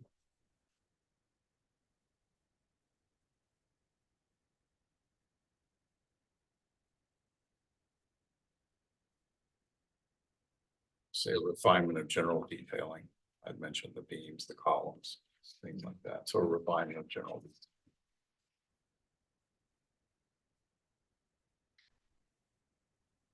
All right.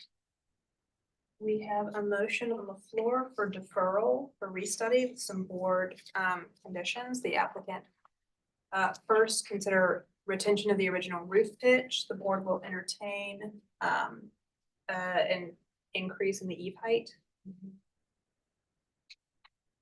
And second comment to narrow the presence of the porch off the corner of the proposed addition. 3, to consider eliminating the double door on the east elevation in favor of a single door.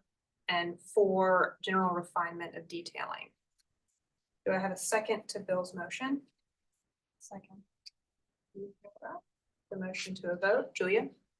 Yeah, in favor. Bill? Yeah, in favor. Laura? Yeah. Chair votes to the majority and the motion passes unanimously. Thank you. Okay, agenda item 6, 15 Hampton Court, it's been deferred by staff. We are on agenda item 7, 261 Cummings Street. Frankie, will give us an introduction and overview of the project, please. Yes. 261 Cummings Street is in Canterbury, LA Borough, Council District 6. It is a category 4, circa 1852 in the Old City District, requesting conceptual approval for alterations to south elevation, piazza, and fenestration. This is the property's location on Cummings Street. Existing site photos. Oops, sorry. Some context of Cummings Street. Sandboard map showing the history of the structure. And I will turn it over to the applicant. Charles Lane, owner and applicant. See if I can get this right. As Frank was saying, sandboard map, the building has kept the same footprint for its entire history, and we're not attempting to change that. The building as such, this is from Cummings Street. Awnings have been added, double window on the first story. The porch here now has screening and 2x4s. Looking at the north elevation, awnings as well, 3 windows in existence. You can see that porch again, like I was talking about. Looking here on the south elevation, the porch was boxed in. There's multiple bump outs. I don't know if you can see those. They're marked with horizontal lines. So it's a cantilevered section of the boxed in porch.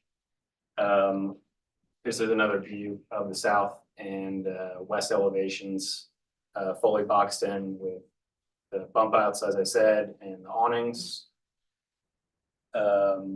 Looking here, you look at the west elevation.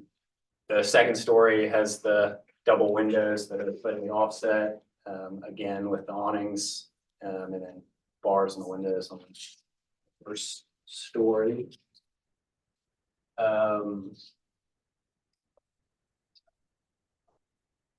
So our proposal on the Cummings Street side of the property is to return to the same fenestration as the second story. So the double windows of the same proportion, maintaining the same roof structure in the porch that's not boxed in as is. But actually the second stories and taking off the screening, adding back the original railings and trim columns. Let's see here. On the south elevation, to remove the bump outs and then harmonize the fenestration. So on the bottom story, they're going 2 flanking windows with a double window in the middle, and then the 4 evenly spaced windows on the second story.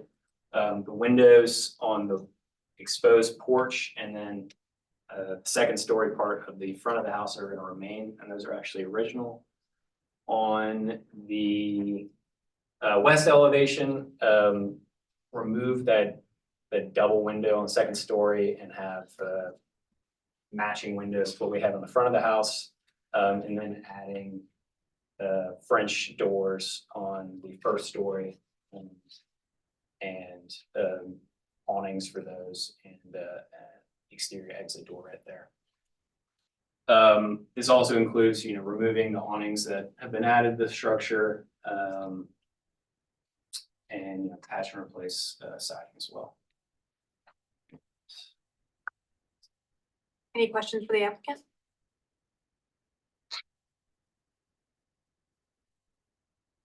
Do you have one? Do you have any historic photographs or staff? Did you have any to kind of establish the prevailing window patterns to? I don't believe we did. Do we know if any of the windows are original Um, or which Yeah. ones are original? I don't think any of the glass is actually original, but the frames themselves, these two windows are original.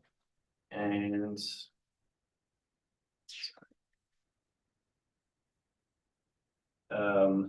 these 4 windows are original. And having a struggle. There's one more original window. This window for whatever reason is original, but these are not. Were you able on the street facade and replacement of that gang window? You now have a pair which does match the windows above. Were you able to see anything indication of those originally being there? These windows are air? Yeah, the 2 guys down below, do you, of your proposed, is there any indication of framing that said those windows were there? Yeah, definitely. They're,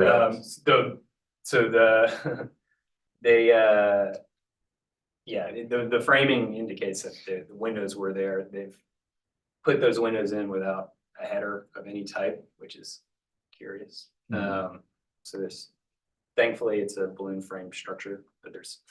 So what you're seeing is, what you're proposing is actually what you're seeing around that framing of those, yeah. Yeah, this is our proposal and this is the. And you're seeing evidence that that was the original Yeah, exactly. configuration. It's Okay, matching what was above. okay, great, thanks. Any other questions?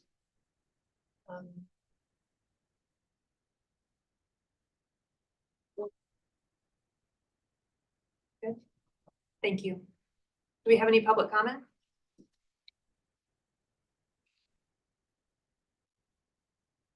Laurel Fay with the Preservation Society of Charleston. The PSC is pleased to see such positive restoration efforts proposed for this property and are pleased to offer our support of this project. Thanks. All right, if you give us city staff comments and recommendations, please.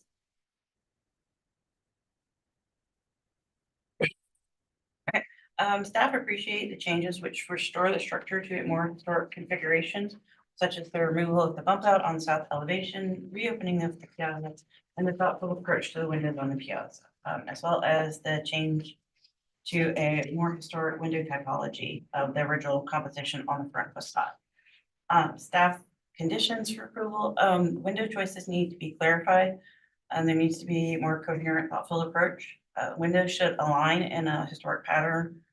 On the south elevation, they should mimic the window pattern that would have been on the piazza, aligning vertically and without the inclusion of a new tripartite window.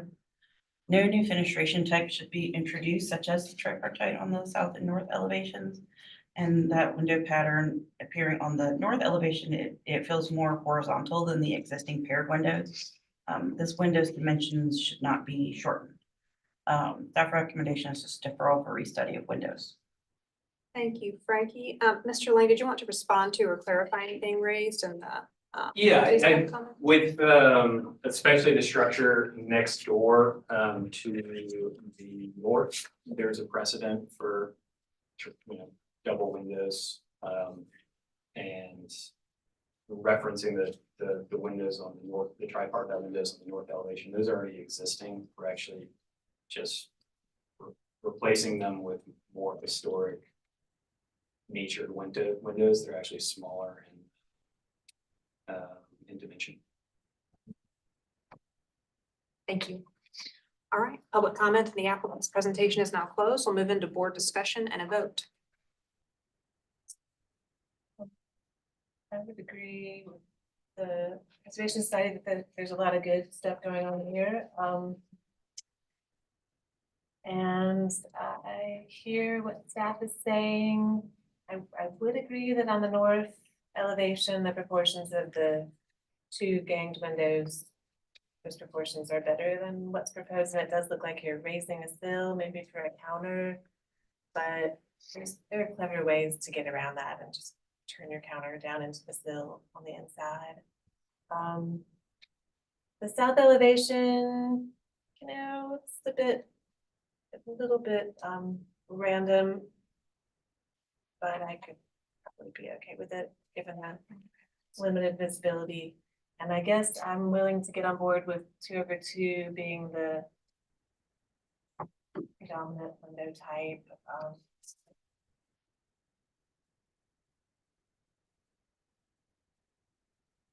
Okay. Yeah, I agree. There are a lot of good things going on. I appreciate you sort of giving it the, well, for lack of a better words, kind of the compound W treatment, getting rid of all the warts. Which is pretty gross, Nice. but I appreciate it. I think there are a lot of positives that you are proposing. And I would say, I do see to the degree of staff's comments about fenestration, I think maybe picking a pattern and kind of going with is probably a good idea. The 2/2 seem to be logical, like Julia said. I would, not really studying a plan. I'm sure some of the fenestration patterns are plan responsive, but I might say that maybe minor tweaks could be considered in response to staff comments, especially on the south elevation. If you could say have the outboard windows aligned vertically, and then maybe the tripartite more or less centered in between the two above, I could see that. But I will say, in contrast to the existing, it's a lot better than in composition than the existing. So, yeah, it's still a great improvement. And then I do agree with Julia's comment about the window on the north side as well, because that height I think is important portion. But all in all, a really good proposal, and appreciate you guys undertaking this. It's going to be very positive for the house. So thank you. So I will make a motion for conceptual, right? For conceptual approval with kind of modified staff conditions, so I'll just make them board conditions to retain the double ganged window at the north side and to simplify the fenestration at the south side. And final review by staff.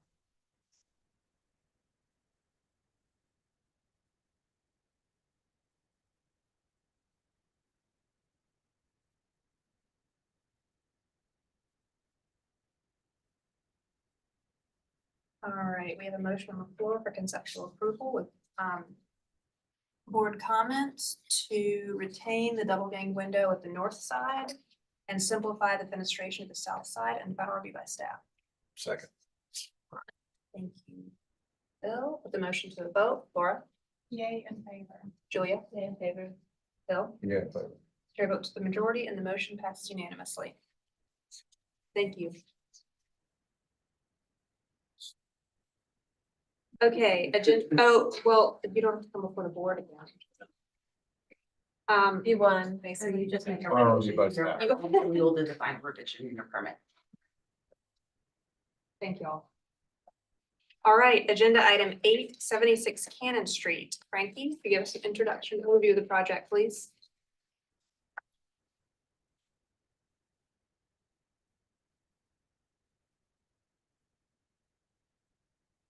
Lisa, Cannon Street is in Cannon Borough, Elliott Borough. Council District 6. It is a category 4, circa 1835 in the Old City District, requesting conceptual approval for new single-family house at rear. This is the property's location on Cannon Street. Existing site photos. Some context of Cannon. I did have a historic one of the historic image of house. And sandboard map showing the history of the property. And I will turn it over to the applicant. Good evening, I'm Julie O'Connor. I am the designer on this project. And I think the best thing is just to go to sort of our response to your comments from the last time.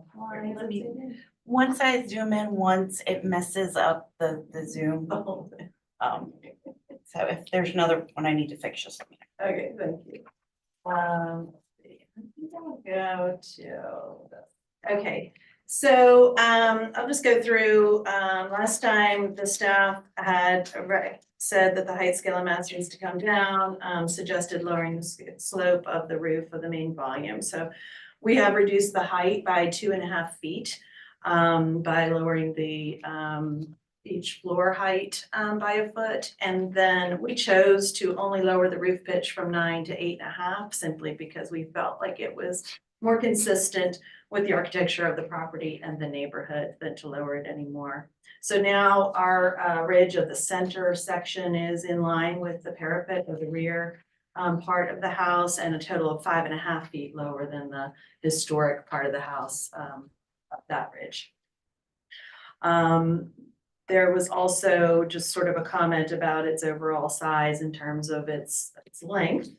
So we've reduced the length of the building by 10 feet, which now I think is more subordinate and looks more appropriate with the main house. Let's see, what else did I want to say? The other comment was just to simplify the details. So I did want to mention that we have simplified the porch detailing and the column details. And we've also reduced the center section of this building down to 3 bays from 5 with an off-center door, which I think helps to, sort of just make it a little bit less formal looking. So we're super excited to bring this back to you, and we feel like we've responded to your comments. So I'm here for questions. Any questions? A question just popped into my mind, not about this house, but about the front house. Have you, I know that it looks like the siding's come off for sheathing, but have you retained some of the historic siding? Yes, and I'll start by talking about it, and if you have more specific questions, the owner is here, but yes, it has all been retained, and everything that can go back on will go back on in the most highly visible areas, and then new siding is being milled to match it identically. Okay, sorry, I'm just kind of unrelated. Any other questions? All right, thank you, Julie. Any public comment?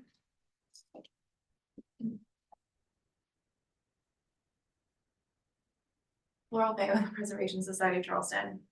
The PSC appreciates the applicant reducing the horizontal mass of this dependency structure by 2 bays. However, the 2 side masses should accordingly be reduced, as they now feel out of scale. Overall, we encourage a simpler approach to the massing and roof forms. And lastly, we feel that the 2-foot height reduction is insufficient and should be further minimized to read appropriately subordinate to the main house. Thank you. All right, Frank, if you give us any staff comments and recommendations, please.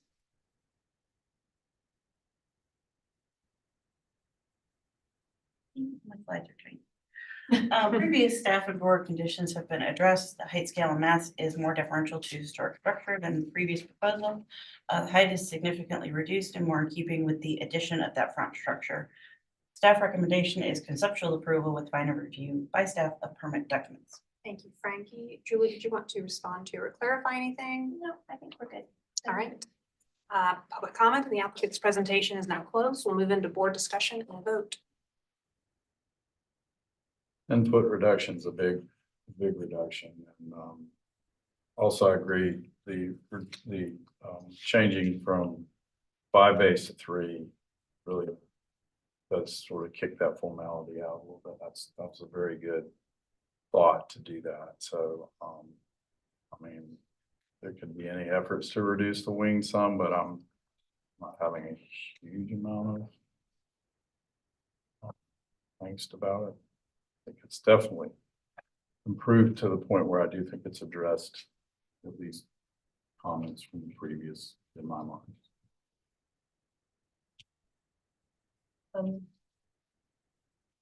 My note that I wrote a few days ago was very wingy, but okay. But I honestly, I don't think that from any public perspective, you'll perceive it like we did to the elevation. Right, I was gonna say the same about.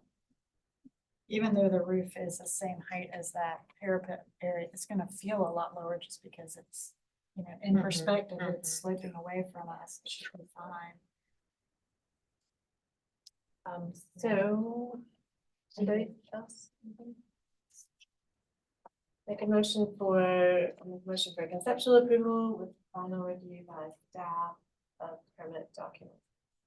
All right, we have a motion on the floor for conceptual approval with final review by staff of permit documents. Do I have a second? Second. You, Bill, with the motion to a vote. Laura, Yay, in favor? Julia, And favor. Bill. Yeah, in favor. Chair vote to the majority and the motion passes unanimously. Thank you. The meeting's not over, even though I'm done. I met you at the end this time. Thank you. Next week, maybe 7.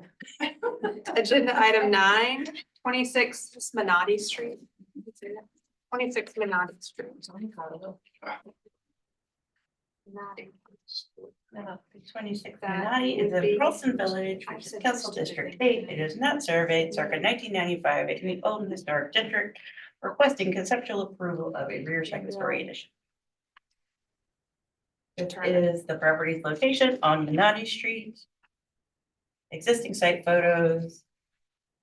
Context of Menotti. Aren't sandboard maps because this used to be a municipal swimming pool, we found out. It's a cool. I will turn it over to the applicant. Hi, I'm Ashley Jennings. I'm the architect on the project. My clients couldn't be here tonight. They are moving. They've owned this house for a while, and they used it as a second home, and they're moving into the house. And they're learning that the house is tiny and they need a little bit more space. So we've been asked to solve that problem, and there's really only one way to solve it, and that's to add on to the second story in the back of the structure, because as you can see, the site is pretty tight, circa 1995 structure. It's in a neighborhood with a lot of similar structures. Some of them have already done this move to expand on the second floor. There is an attic space and on that one-story element that is not adequate for storage. So the proposal is to just build a second story, so extending the roof and everything in the same plane. We're not thinking about this as a historic addition, so we're not making a distinction between the existing and the proposed. And the intention is to match the existing windows as we can in scale and detailing, to match the siding in scale and detailing, and also the eave as well. And I'm available for any questions. Thank you. Any questions? Actually, do you just, as a sidebar, consider maybe adding a little bit of something over the door down below, just a little protection, It's a good idea. just a little something, something. Good idea. 95, Laurel has left the building, so there's no public comment. yeah, it's 95. Frankie, Proposed addition matches existing structure, which is not historic. Staff recommendation is conceptual approval with a final review by staff. did you want to respond to this? Sounds great. All right, we're in board discussion. A motion. Go ahead. We have a motion on the floor for conceptual approval. Julia, did you make that? I think it was Laura. Laura, I'm sorry. Laura, you made a motion for conceptual approval with final review by staff permit documents. Second. That's exactly it. Do I have a second to Laura's motion? Second. Thank you, Bill. Julia did. I wasn't looking I and I just said heard you Julia first. seconded it. She goes, thank you. Oh, so it was you.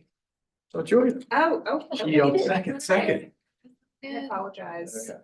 Put the motion to vote. Bill, you can vote first. Yeah. Laura, Yeah. Julia. Yay in favor. Chair vote to the majority and the motion passes unanimously. Thank you. Okay, agenda item 10, Julia, pack up and get out of here. Even like it's 9:00, everybody's getting like. Yeah, it's another short meeting. I know, this is, well, Julia's already recused. You can go ahead and start, Frankie. 49 Birchdale is in Charleston Village. It's a District 8, it's not surveyed. This portion of the building is circa 1995 in the old historic district, requesting demolition of this 1995 portion of the structure. This is the property's location on Archdale. Existing site photos. Context of Archdale. And Bufane. And I will turn it over to the applicant after I make it small. Good evening, board members. Erin here, Julia Martin Architects. Here tonight to request demolition of the non-historic addition at 49 Archdale Street, which is the beige mass there in the left of this photo. If you look at this survey here, you can see the original, what we believe is 1802 building footprint in gray. And then the non-historic addition that we're asking to remove is there in the red dots, which you see wrapping the south and west side of that historic structure. Here are some exterior and interior views of the property. It's currently a combination of commercial and residential uses, and our client is asking to remove the addition, which really is not in great shape or of great quality, so that he can sensitively expand and renovate the historic portion as his residence. Our research indicates that the current existing addition was added in 1995, following the gradual infill and modification of the original two-story piazzas. These are some images of 49 Archdale Street and the surrounding context throughout the mid-20th century, when this area was significantly altered by the removal of many historic homes for the creation of a parking lot and the subsequent extension of Market Street. Then here are some photos of the building in 1994, immediately prior to the demolition of the infilled piazzas and rear additions. And below are some excerpts from the contractor's newsletter describing the gutting of the historic masonry structure and very excitedly the construction of the new addition in only 90 days. So again, we're simply asking to remove the circa 1995 addition with the historic masonry structure to the north to remain. Are there any questions? I appreciate all the documentation. All right. There is no public comment. Frankie, you'll give us a staff comment. Staff is not opposed to the demolition. We merely wanted to give the opportunity for public input given the visibility of the structure. Staff recommendation is approval of demolition. Aaron, I assume you have no response. We are in board discussion. It just reminds me how much I miss Celia's. It's a great restaurant. And bless his heart for living on the BAM Triangle. That's known as the BAM Triangle. Bufane, Archdale, and Market, the BAM Triangle. That's called. Apparently. It's what we used to call it back in the 90s. I didn't draw that, by the way. Yeah, I mean, I don't have a problem with it at all. Oh, wait, there's a BAR application. That's what I was looking at. Steve Russell, okay. Yeah. I'd seen Steve all. So, Bill, did you make a motion? Yeah, for definitely approval? motion for approval. Sure, All motion. right, we have a motion on the floor for approval of demolition. Thank you for giving a second. All in favor? Aye. Aye. None opposed. The motion passes unanimously. Do I have a motion to adjourn? So moved. Thank you, Bill, thank you for a second, Laura. Yay. All in favor? All right. Aaron, is he gonna keep the